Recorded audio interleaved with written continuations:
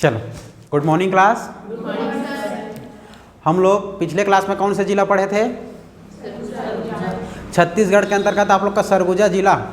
सरगुजा संभाग के अंतर्गत हम लोग 4 जिला पढ़ चुके, 5 जिला, ठीक है। मतलब 4 जिला पढ़ चुके हैं। आज 5वां जिला पढ़ने वाले हम लोग। आप लोग का 5वां जिला बलरामपुर। कल पढ़ेंगे जसपुर, आज पढ़ने वाले हैं बलरामपुर जिला। चलो देखो, पढ़ेंगे आज हम लोग बलरामपुर। बलरामपुर समझते चलना। बलरामपुर हमारे सरगुजा जिला से अलग करके बनाया गया है 2012। देखो, सबसे पहले समझना मेरी बात को। सरगुजा क्या था? एक रियासत था पहले। सरगुजा रियासत था तो 1905 में बंगाल विभाजन के दौरान 1948 में इसको क्या कर दिया गया? 1948 में इसको बंगाल विभाजन से जब अलग हुआ तो हमारे छत्तीसगढ़ में शामिल कर दिया गया। 1948 में छत्तीसगढ़ में शामिल किया गया तो इसको एक जिला का दर्जा प्राप्त हुआ, ठीक है। उसी 1948 में और 3 जिलों का निर्माण हुआ था। कौन कौन जिला? सरगुजा, बस्तर, रायगढ़, तीनों का, जिसमें हम लोग सरगुजा पढ़े थे। तो इसी सरगुजा से अलग करके 1998 में आप लोग का एक जिला बनाया गया, कोरिया जिला। कब? 1998 में। फिर से 2012 में विभाजित करके कौन से जिले को? सरगुजा जिले को विभाजित करके 2012 में 2 जिलों का फिर से निर्माण किया गया, सूरजपुर, बलरामपुर, ठीक है। और 1948 में देखो, एक बात याद रखना, सरगुजा रियासत के राजा याद रखना आप लोग। राजा रामानुज शरण, हाँ, रामानुज शरण सिंहदेव, जिसने 15 सितंबर 1947 में हस्ताक्षर किया था। और कौन से वंश से बिलोंग करते थे वो? रक्सेल वंश से बिलोंग करते थे, ठीक है। ये सब बात याद रखना है, ठीक। सब पूछे जाने वाला क्वेश्चन है। ये बलरामपुर हो गया। बलरामपुर का निर्माण हुआ था 2012 में। कौन से जिला से अलग करके? सरगुजा जिला से अलग करके। तो इसका मातृ जिला क्या हो जाएगा? मातृ जिला हो जाएगा सरगुजा। सरगुजा गठन होगा आप लोग का 2012। बलरामपुर का गठन 2012, मातृ जिला सरगुजा, ठीक है। जिला मुख्यालय, जिला मुख्यालय, जिला मुख्यालय आप लोग का बलरामपुर। बलरामपुर याद रहेगा इतना। अब देखो, हम देखते हैं बलरामपुर जिला का एक मैप, मानचित्र बना करके कि ये कितने जिले को क्या करता है? स्पर्श करता है, और कितने राज्यों को स्पर्श करता है, ठीक है। देखते हैं कि इसके समीप में कौन कौन सा राज्य और कौन कौन से जिला, पड़ोसी जिला और पड़ोसी राज्य है। चलो देखो,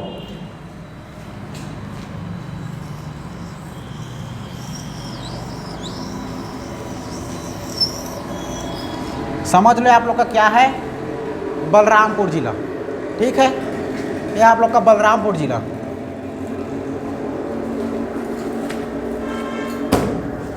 आकर्षित करता है, बुक को खोलता है तो मुझे मज़ा नहीं आता। चलो, ये कौन सा जिला है आप लोग का? बलरामपुर जिला। बलरामपुर जिला में आप लोग को एक मुख्य रोड याद रखना है, नेशनल हाईवे 343। हम लोग पढ़े थे सरगुजा जिला। सरगुजा जिला से पढ़े थे तो अंबिकापुर से ऊपर में एक रोड गया था। कौन सा रोड? National highway 343। तो नीचे में सरगुजा था इसका।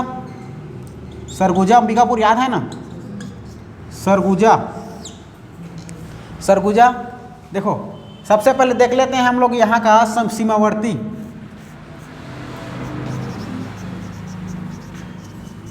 सीमावर्ती जिला देखो, चलो सीमावर्ती जिला। सीमावर्ती जिला में देखो, बलरामपुर के नीचे में है आप लोग का सरगुजा, क्योंकि सरगुजा से अलग करके बनाया गया है आप लोग का बलरामपुर, ठीक है। इसके इधर रखना है पूर्व से थोड़ा नीचे, जसपुर। जसपुर याद रहेगा। इसके पश्चिम में याद रखना है इसका भाई सूरजपुर। सूरजपुर, ठीक। अब 3 राज्यों को स्पर्श करता है हमारा बलरामपुर जिला। कितने राज्यों को? 3 राज्यों को। इधर याद रखना है आप लोग को MP, मध्य प्रदेश।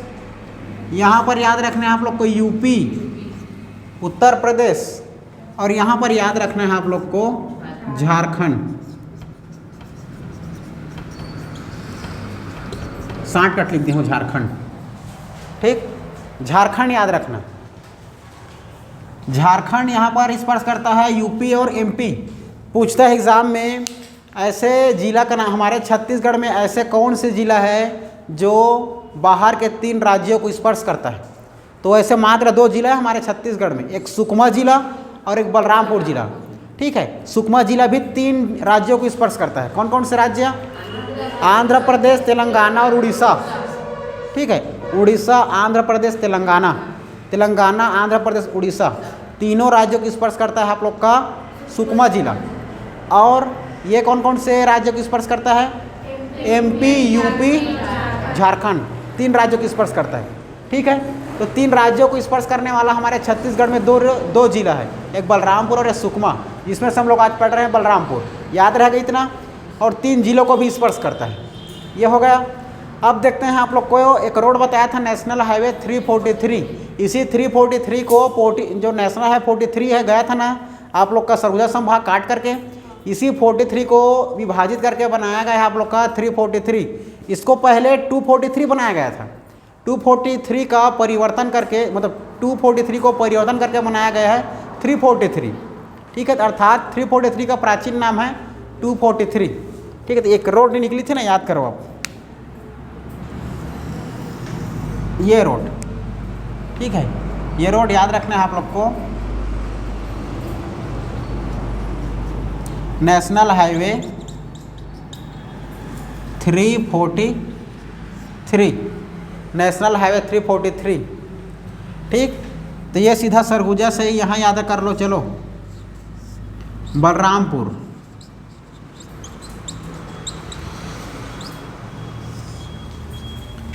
याद रहेगा। अब चलो रोड पकड़ो, रोड। अब हम लोग सरगुजा से कहाँ जाएंगे? सरगुजा अंबिकापुर ना, यहाँ पर अंबिकापुर याद रखना, अंबिकापुर सरगुजा का जिला मुख्यालय। अंबिकापुर से हम लोग जाना चाहते हैं बलरामपुर। तो देखो, सबसे पहले यहाँ पर से याद रखना एक जगह राजपुर। क्या याद रखोगे? राजपुर। ठीक है, राजपुर के बाद सीधा आ जाओ बलरामपुर। फिर एक जगह यहाँ पर और रखना सीधा, मुख्य को बता रहा हूँ, रामानुजगंज।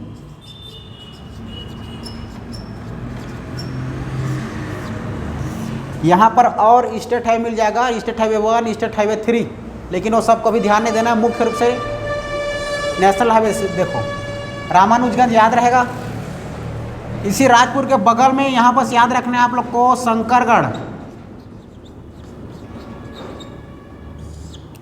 शंकरगढ़, ठीक है। फिर यहाँ पर याद रखना आप लोग कुसमी।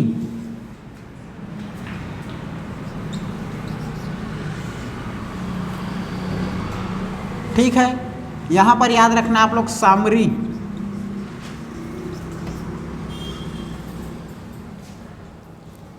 राजपुर, शंकरगढ़, कुसमी, सामरी, ये सब। और यहाँ पर एक और जगह याद रखना, देखो रामानुजगंज के बगल में, चलो यहाँ पर कवर कर देता हूँ, रामचंद्रपुर।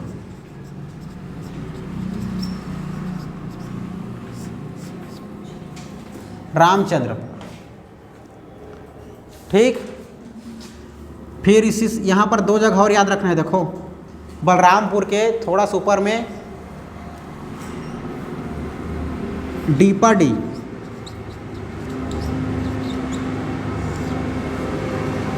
इसके बाद याद रखना है डीपाडी के बाद एक और जगह याद रख लेना,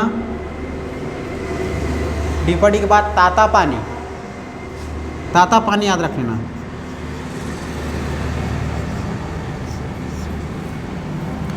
यहाँ पर याद रखना है एक और अर्जुनगढ़। जगह पहले फोकस करना है ना, जगह, ठीक। अर्जुनगढ़,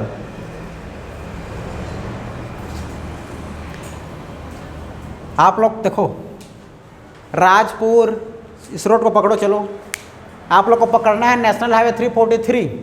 343 में 3 जगह मुख्य रूप से याद रखना है। पहला याद रखोगे राजपुर, राजपुर के पास सीधा चल जाओ ऊपर बलरामपुर, बलरामपुर के ऊपर चल जाओ रामानुजगंज। उसी रामानुजगंज के बगल में यहाँ पर याद रखना है आप लोग की एक जगह वाड्रफ नगर। क्या याद रखना है? वाड्रफ नगर। वाड्रफ नगर। ठीक, याद रहेगा इतना, ये हो गया। अब देखो हमें यहाँ तहसील देखते हैं, ये तो अब हम लोग जान गए इसका सीमावर्ती जिला, सीमावर्ती जिला और यहाँ का जगह, ये सभी जगह हमारे एग्जाम का पॉइंट ऑफ व्यू से बहुत है, सबको और बताता हूँ और आगे पढ़ते चले के बताते जाऊँगा। सबसे पहले देखो सीमावर्ती जिला, सीमावर्ती जिला में क्या क्या स्पर्श कर रहा है, नीचे सरगुजा, ऊपर थोड़ा सा जसपुर और इधर इसका पूर्व में मतलब पश्चिम में सूरजपुर। ठीक है, सूरजपुर देखो ये हो गया आप लोग का सरगुजा, जसपुर, सूरजपुर, 3 जिलों को स्पर्श करता है। उसके बाद सीमावर्ती राज्य याद रखना, सीमावर्ती राज्य, सीमावर्ती राज्य में याद रखना है पहला एमपी, दूसरा में याद रखना है यूपी, तीसरा में याद रखना है झारखंड। ठीक है, झारखंड याद रह गई है। अब यहाँ पर देखो तहसील, तहसील में आप लोग को एक छोटा सा मैं ट्रिक बताता हूँ, उस ट्रिक को याद रखना है। तहसील में KBR, अगर छत्तीसगढ़ी में बोलेंगे तो काबर, समझ रहे हो ना, KBR, R को 3 बार लिखो और एक याद रखना S2 और 1 बार W, काबर 3 मतलब काबर 3, S 2 बार, W 1 बार। ठीक है, KBR3S2W, ये हमारा इतना क्या है, यहाँ तहसील स्थित है। ठीक है, 8 तहसील याद रखना, तहसील और बन रहे नए नए और परिवर्तन हो सकता है। चलो तो केस याद रखना है आप लोग को, कुसमी, कुसमी आप लोग का क्या है, तहसील। ठीक, उसके बाद याद रखना है आप लोग को बी से बलरामपुर, बलरामपुर। फिर R3, 1 R, 2 R, 3 R। ठीक है, 3 R याद रखना है। 1 R से याद रखना है राजपुर,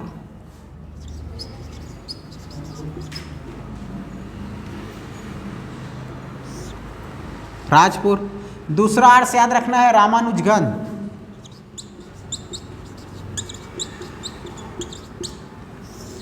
तीसरा R से याद रखना है रामचंद्रपुर, रामचंद्रपुर।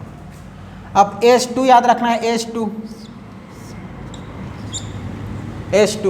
एक S1 से याद रखना है, बताओ एक S से क्या हो जाएगा, सामरी पाट, कई जगह सामरी लिखा रहता है। ठीक, फिर ये एक S से क्या याद रखोगे, शंकरगढ़, दिख रहा है शंकरगढ़, शंकरगढ़। बच गए आप लोग का W मतलब वाड्रफ नगर।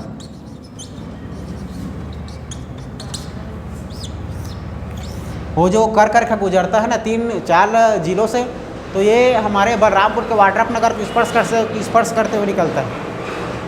ठीक है, ये आप लोग का ऑटो क्या याद रखना है, तहसील याद रखना है। तहसील के बाद यहाँ याद रखना है मुख्य रूप से विकास खंड, क्या याद रखोगे, विकास खंड। तो यहाँ नए तहसील बनी थी 2020 में, 2 तहसील। ठीक है, क्या क्या तहसील, एक सामरी और एक रामचंद्रपुर। तो रामचंद्रपुर और सामरी को तहसील नया बनाया तो तुरंत तो वो विकास खंड बनेगा नहीं, तो दोनों को याद रखना।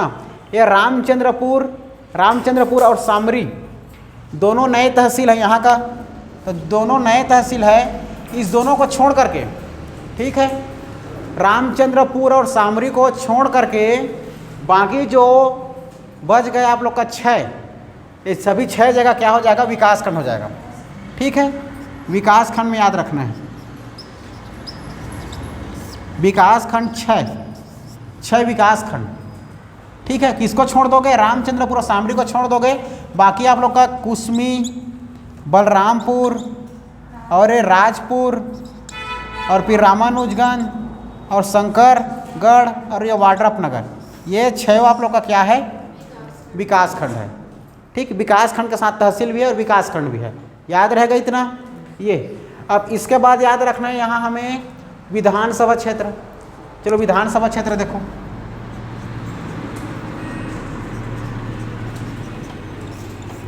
विधानसभा क्षेत्र।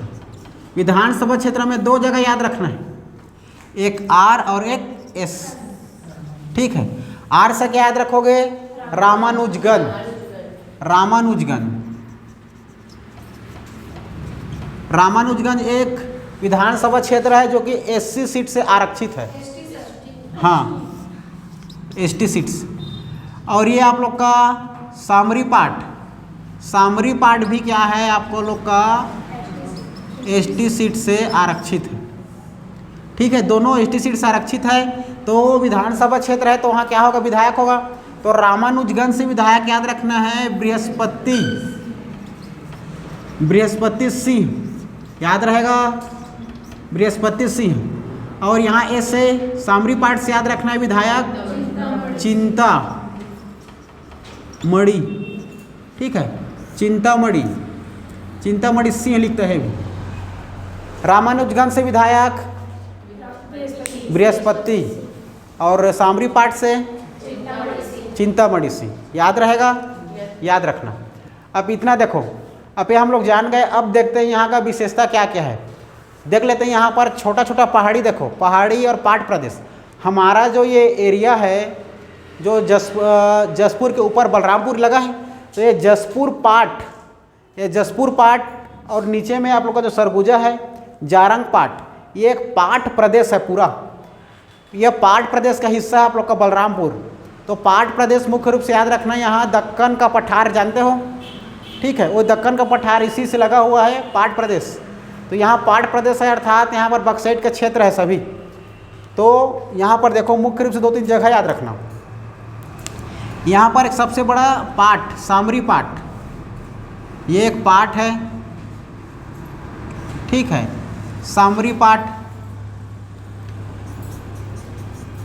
सामरी पाट है। और ये कुसमी पाट, सामरी पाट, कुसमी पाट। यहाँ पर ये सरगुजा में लगा हुआ है ना एक पाट, और इसके ऊपर में भी लगा है जारंग पाट, जारंग पाट। और यहाँ पर एक और पाट याद रखना, लहसुन पाट।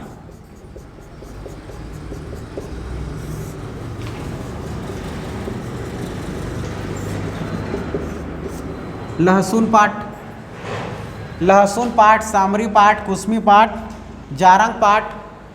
ठीक है, और एक और पाट याद रखना, जमीर पाट।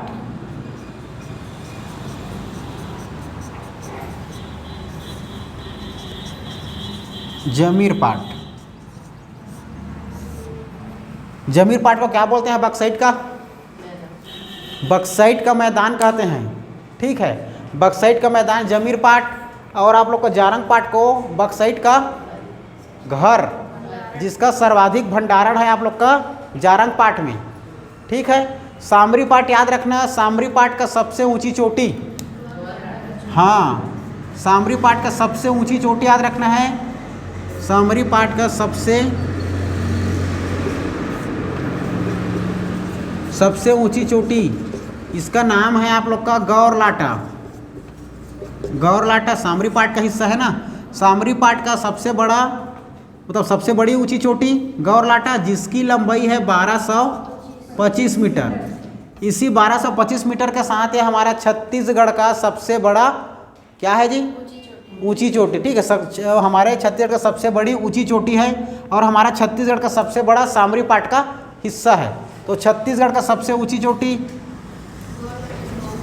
सबसे बड़ी व ऊंची चोटी, ऊंची चोटी गौरलाटा, जिसकी ऊंचाई कितना है? 1225 मीटर। याद रहेगा गौरलाटा 1225 मीटर। ठीक है, याद रहेगा इतना। इसके बाद देखो ये जो आप लोग को दिख रहा है पाट प्रदेश, पाट प्रदेश में याद रखना ये सभी पाट प्रदेश, देखो ये पाट प्रदेश यहाँ पर अपना। तो पाट प्रदेश में याद रखना पहला सामरी पाट, सामरी पाट का हिस्सा कौन है आप लोग का? उसका सबसे ऊंची चोटी गौरलाटा, जिसकी ऊंची चोटी कितना है? 1250 मतलब 1225। ठीक है, इसकी सबसे ऊंची चोटी गौरलाटा 1225 मीटर। ठीक है, और याद रखना देवगढ़ की चोटी, चांग बखार पहाड़ी, ठीक है, चांग बखार पहाड़ी की ऊंची चोटी, हाँ, चांग बखार पहाड़ी की ऊंची चोटी आप लोग का देवगढ़ की चोटी, जिसकी ऊंचाई है 1033 मीटर। और बताओ मैकल पर्वत श्रेणी की सबसे ऊंची चोटी बदरगढ़, जिसकी लंबाई ऊंचाई उसकी ऊंचाई है 1176 मीटर। नीचे आना आप लोग बस्तर संभाग, बैलाडीला के पहाड़ी की सबसे ऊंची चोटी नंदीराज, उसकी ऊंचाई चोटी, हाँ उसकी ऊंची चोटी है उसकी 1210 मीटर। इधर आना आप लोग पूर्वी, आप लोग को बताया था, पता है महासमुंद साइड शिशुपाल पर्वत पता है, वो बताओ तो कौन से? धूपगढ़ क्या बताया था जी? शिशुपाल पर्वत, उसकी चोटी आरी डोंगर। शिशुपाल पर्वत की ऊंची चोटी क्या है? आरी डोंगर, जिसकी ऊंचाई था 899 मीटर था ना, ठीक है। क्या कौन से? शिशुपाल पर्वत की ऊंची चोटी आरी डोंगर की सबसे ऊंची चोटी, मतलब शिशुपाल की सबसे ऊंची चोटी आरी डोंगर, इसकी लंबाई 899 मीटर। इसको पूछता है। और दलहा पहाड़ कहाँ है?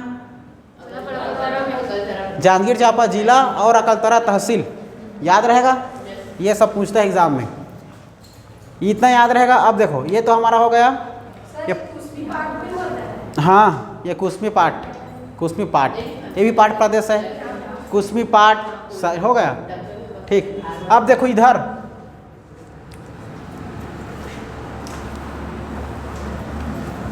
आप लोग को जानना है, यहाँ नदी, क्या जानना है? नदी।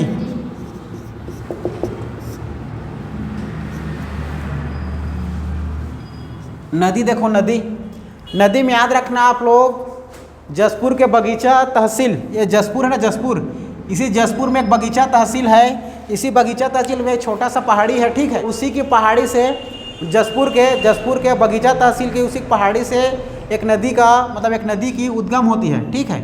जसपुर से एक नदी की उद्गम होती है और ये नदी डीपाडी होते हुए ऊपर निकल जाती है और जाकर सोन नदी में मिल जाती है।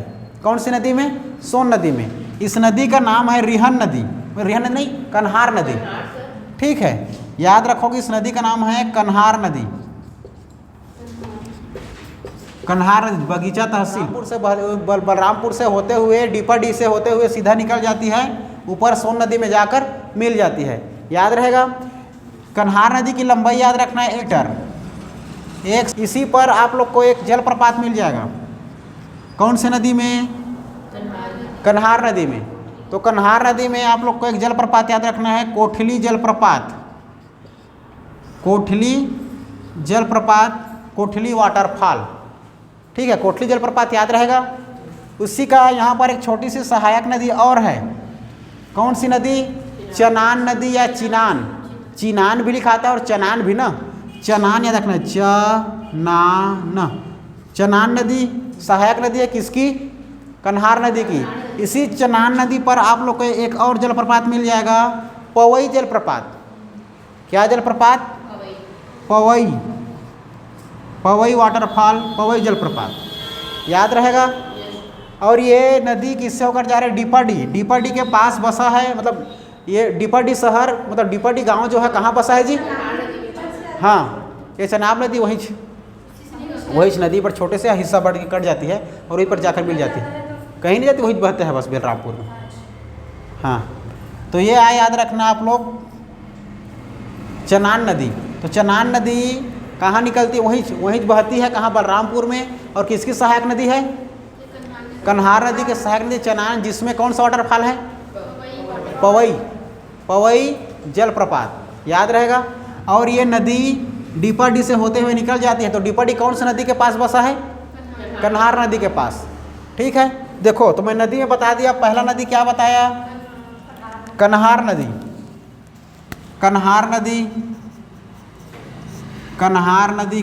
की लंबाई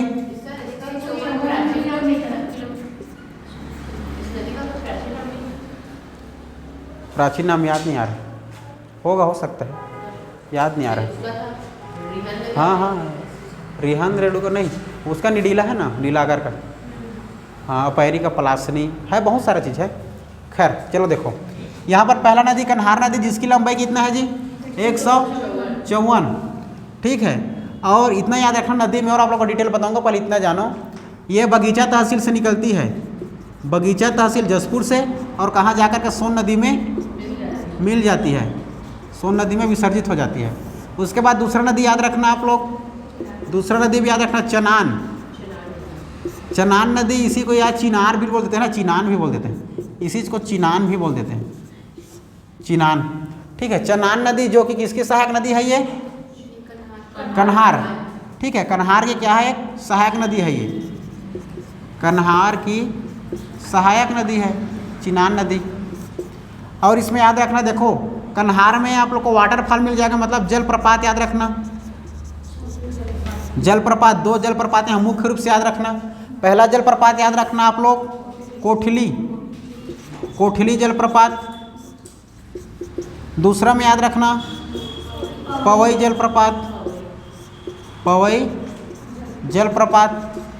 तो ये कोठली जलप्रपात कौन सी नदी से होगा, कौन सी नदी में मिलता है, कोठली कहाँ, हाँ कोठली जलप्रपात आप लोग का कन्हार नदी में स्थित है, कन्हार नदी,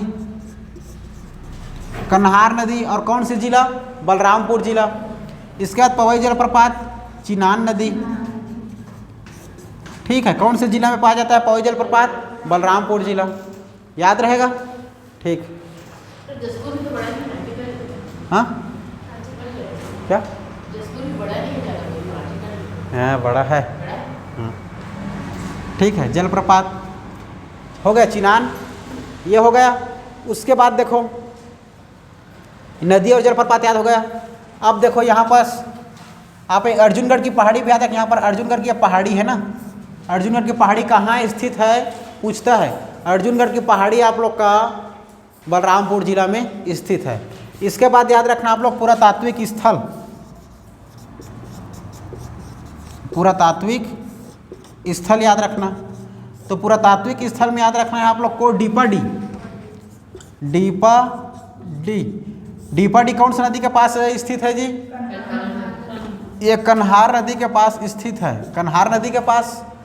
ठीक है, कन्हार नदी के पास स्थित है। और इसी डीपा डी के पास आप लोग को एक मंदिर मिल जाएगा, प्राचीन मंदिर, शिव मंदिर, प्राचीन शिव मंदिर। इसके बाद एक और मिल जाएगा, एक और मंदिर याद रखना है, ब्रह्मा की मूर्ति। ठीक है, ब्रह्मा जी की मूर्ति, एकमात्र ब्रह्मा जी की मूर्ति अब डीपा डी के गांव के पास बसा है, एकमात्र ब्रह्मा जी की मूर्ति। तो सर ये पहाड़ी में क्या बोलते हैं, सावली पाटे वगैरह सबको लिख सकते हैं। हाँ, एकमात्र ब्रह्मा जी की मूर्ति स्थित है कहाँ आप लोग का, डीपा डी के पास, बलरामपुर जिला में स्थित है। ठीक है, ये। और यहीं पर एक और याद रख लेना, एक और मंदिर याद रखना, महिषासुरमर्दिनी के मंदिर याद रखना, और महिषासुरमर्दिनी के मंदिर, और बहुत सारे मंदिर स्थित है यहाँ पास, जो मुख्य एग्जाम के पॉइंट ऑफ व्यू से देख रहा हूँ मैं, तो जो इंपॉर्टेंट है उसी को बता रहा हूँ। ठीक है, ये हो गया, इतना याद रखना है पुरातात्विक स्थल के बाद। यहाँ पर और खनिज देख लो, खनिज, खनिज देखो, सबसे इससे पहले देखो ताता पानी को देखो। ताता पानी हमारा ये एक गर्म पानी है, क्या है जी, गर्म पानी। ये हमेशा आए दिन 24 घंटा क्या रहता है, ये गर्म रहता है। ठीक है, गर्म रहता है, इसको गर्म फव्वारा भी निकलता है, गर्म फव्वारा, गर्म फव्वारा। और इसमें एक विशेष गुण है जी। ठीक है, इस ताता पानी में जो गर्म पानी है, गर्म पानी, इसमें एक विशेष गुण होता है, विशेष गुण। अगर आप लोग को किसी भी प्रकार का जो भी चर्म रोग चाहे खाज खुजली हो रहा है, तो वहाँ पर नहाओगे तो सब खत्म हो जाता है, समाप्त हो जाता है। ठीक है, ये ताता पानी, ठीक है, चर्म रोग के लिए क्या है, ये चर्म रोग के ताता पानी एक गर्म पानी है जी, कि वहाँ पर उबलते रहता है हल्का हल्का, और गर्म पानी है तो वहाँ पर फव्वारा निकलता है गर्मा गर्म, और उसी पर ये नहाने से क्या हो जाता है, किसी प्रकार का बीमारी क्या हो जाता है, खत्म हो जाता है। और यहाँ पर एक और बात याद रखना, इसका विशेष गुण वही है, बस यही तो है, और क्या याद रखना। इसके बाद ताता पानी के बाद याद रखना है आप लोग को खनिज याद रखना, खनिज, खनिज, चलो खनिज याद रखना। खनिज में सबसे पहले कोयला क्षेत्र, कोयला क्षेत्र। कोयला क्षेत्र में क्या क्या याद रखोगे? चलो देखो, सबसे पहले याद रखना शंकरगढ़, शंकरगढ़ के बाद तातापानी, ठीक है। और आप लोग का ये जो लहसुन पाट है, लहसुन पाट, ये क्या है? सभी ये सभी क्या है आप लोग का? कोयला क्षेत्र है। और एक और गांव मिल जाएगा तारा, जो कि सूरजपुर से लगा हुआ है, ये सभी कोयला क्षेत्र है। फिर याद रखना आप लोग बक्साइट, बक्साइट में याद रखना ये सभी पाट प्रदेश, ठीक है। सभी पाट प्रदेश क्या आता है आप लोग का? बक्साइट क्षेत्र में आता है। जैसे कि जमीर पाट, जमीर पाट को क्या बोलते हैं? बक्साइट का घर, ठीक है। क्या बोलते हैं? बक्साइट का मैदान बोलते हैं कि बक्साइट का घर बोलते हैं?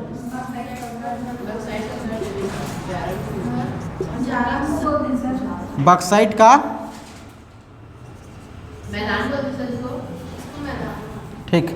जमीर पाट को याद रखना है बक्साइट का मैदान, ठीक है। जारापट नहीं, ये जमीर पाट को बक्साइट का मैदान कहते हैं। इसके बाद याद रखना जारंग पाट, जारंग पाट को बक्साइट का, बक्साइट की राजधानी या घर, बक्साइट की राजधानी या घर बोलते हैं जारंग पाट को, ठीक है। यहाँ पर सबसे ज़्यादा भंडारण है, सर्वाधिक भंडारण है जारंग पाट में किसका? बक्साइट का। बक्साइट का सर्वाधिक भंडारण कहाँ है आप लोग का? जारंग पाट में। याद रहेगा, जारंग पाट में इधर लगा हुआ है आप लोग का सरगुजा से, याद रखना थोड़ा सा, इतना याद रहेगा। यहाँ पर एक वन्य जीव अभ्यारण्य याद रखना है। कौन सा वन्य जीव अभ्यारण्य?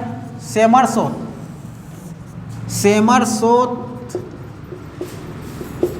सेमरसोत वन्य जीव अभ्यारण्य, वन्य जीव अभ्यारण्य।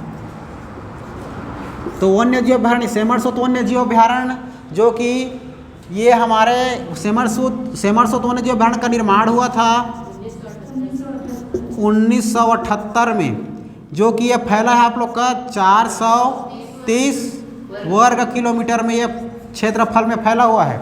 430 वर्ग किलोमीटर क्षेत्रफल में फैला है आपका सेमरसोत वन्य जीव अभ्यारण्य। हमारे छत्तीसगढ़ में कुल 11 वन्य जीव अभ्यारण्य है, जिसमें का एक वन्य जीव अभ्यारण्य आप लोग का सेमरसोत वन्य जीव अभ्यारण्य। याद रहेगा, ठीक। इतना याद रखना है आप लोग को। किसके बारे में? बलरामपुर जिले के बारे में।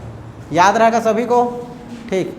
इतना हमारे जिला परिदर्शन के रूप में देखें बलरामपुर जिला तो बहुत इम्पोर्टेंट है, ठीक। आज के लिए इतना ही, पढ़ेंगे हम लोग कल।